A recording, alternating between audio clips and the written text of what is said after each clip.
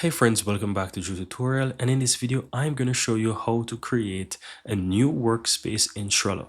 Now before I show you how to create a workspace, let me just explain what our workspace is.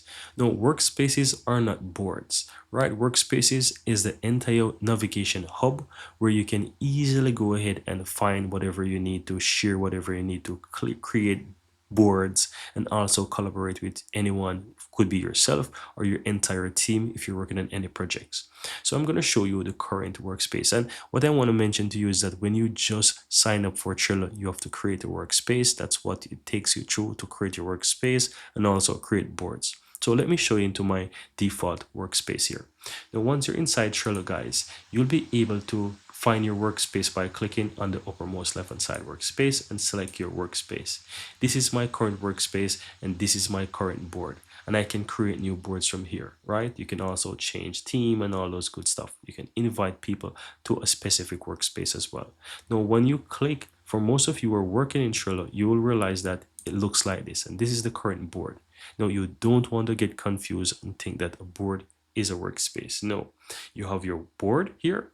The entire hub here is called a workspace. Everything on the left hand side here as well, you can click through. Now this is the board itself, and these are cards, right? So in order to create a new workspace, you want to go ahead and find that workspace that you're currently in, and then you can click on create, and it's going to give you an option to create a new workspace. So you click on create workspace view, and you can give it a name. So I'm going to call this one test workspace, right? Or call it just test. Let's leave it like that. You can choose if it's going to be a table or calendar. Let's leave it as a table. You can choose if you want it private or public. Let's go ahead and keep it under workspace visibility. Let's leave it like that. And you can go ahead and you can add boards to it. So if you have created any other board, you can add it to it. Or if you don't want to create any board just yet, you can just leave it as is blank.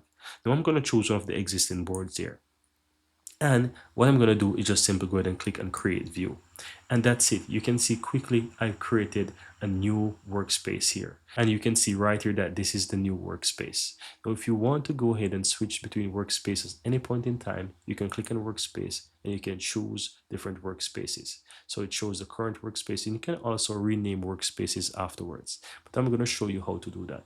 Now, once you go ahead and click on Trello here, guys, and you click on workspace, right, you're able to easily change, for example, the name of a workspace. So you can click on the pencil icon here and you can rename the workspace and then click on save.